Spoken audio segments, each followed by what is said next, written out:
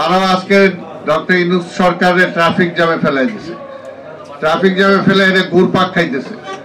আসলে যে কোনটা আগে করবে কোনটা পরে করবে এখন বোধ এইটাই ঠিক করতে পারতেছে না।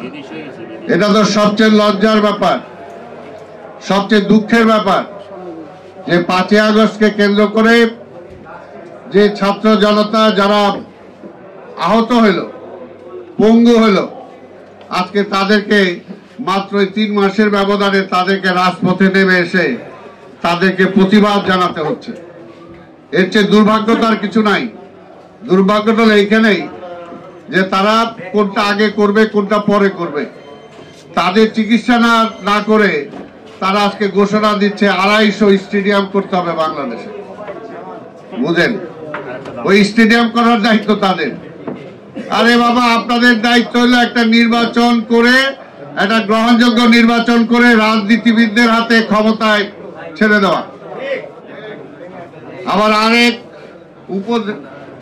আবার আরেক উপদেষ্টা দেখলাম বলতেছে রাজনীতিবিদরা সব কি হয়ে গেছে, বুঝা না, রাজনীতিবিদরা নাকি সব দুর্নীতিবাজ হয়ে গেছে। তা দুর্নীতিবাজ রাজনীতিবিদদের তো তারাই পালাই গেছে আওয়ামী লীগ, আর রাজনীতিবিদরা তো রাজনীতি ক্ষমতাই ছিল না। সংস্কার করলে ওই জায়গাটা করেন যে রাজনীতিতে যারা আইসা মাস্টারি করে, যারা খবরদারি করে, ওইটা যাতে না হয়, রাজনীতিটা যাতে প্রকৃত রাজনীতিবিদরা রাজনীতি করতে পারে সেটা সংস্কার করে। যার যার জায়গাটা আজকে সবাই সব কিছু করে শেষ সময় এসে রাজনীতি করতে চায়, এমপি হইতে চায়, মন্ত্রী হইতে চায়। এই হলো আজকে অবস্থা। সে বিচারক হোক, সে প্রশাসক হোক, সে ব্যবসায়ী হোক, সবকিছু। লাস্ট পার্লামেন্ট ছিল কাদের? রাজনীতিবিদদের ছিল না, ব্যবসায়ীদের পার্লামেন্ট ছিল। ব্যবসায়ীদের চোরটাদের পার্লামেন্ট ছিল। তা আমরা তো সেটাই বলতেছি, সেই স্বাধীনতা আমল থেকে এখন পর্যন্ত আমরা ভোটের অধিকারটাকে ইস্টাবলিশ করতে পারলাম না। পাকিস্তানের বিরুদ্ধে লড়াই করলাম এই ভোটের জন্য। শেখ মুজিবের 7ই মার্চের ভাষণ খুঁজে দেখেন যে জনগণ ভোট দিল, ক্ষমতা পাইতেছি না। এর পরবর্তী পর্যায়ে বারবার খালি ভোটের অধিকারই চলে গেছে। গত 15 বছর ধরে ভোট নাই। আবার কেউ তাদের মধ্যেই বলেন যে খালি ভোটের জন্য কি 5ই আগস্ট হয়েছে নাকি? আরে ভাই, ভোটের জন্যই হয়েছে। 15 বছর, 17 বছর, 18 বছর ধরে আমরা আন্দোলন করছি কিসের জন্য? যে মানুষের অধিকার, আমার দেশকে চালাবে সেটাকে আমি ডিসাইড করব, সেটা কি ইন্ডিয়া ডিসাইড করবে? এই কারণেই তো আমরা 17-18 বছর ধরে আমরা আন্দোলন করছি।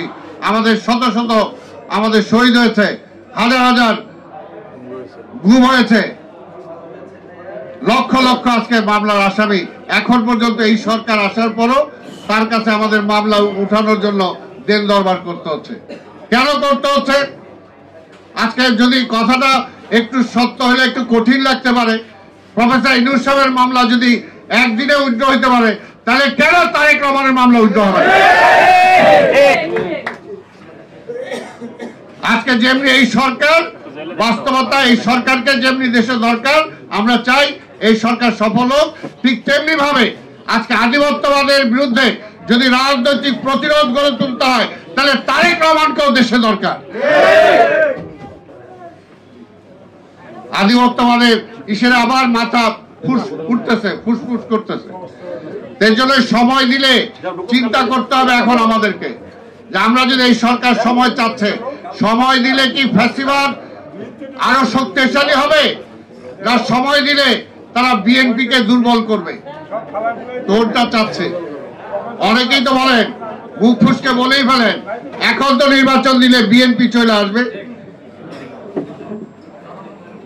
আরে ভাই, জনগণ যাকে ভোট দেয় সে আসবে। হাসিনাও তো এর জন্য 3টা নির্বাচন দেয় নাই, নিজেই পরিষ্কার করে বলছে, পরিষ্কার আমি ভোট দিব ওই তারেক আইসা দেশ চালাইবো, এটার জায়গা। আজকের এই সরকারের মধ্যে কেউ কি ওই ভূত তার কাঁধে বসছে কিনা, আজকে এই সরকারকে চিন্তা করতে হবে। বিএনপি দেশের মানুষের জন্য রাজনীতি করে, বিএনপি ক্ষমতার জন্য রাজনীতি করে না। আমি বারবার যেটা বলছি, বিএনপি ক্ষমতা চাইলে ওই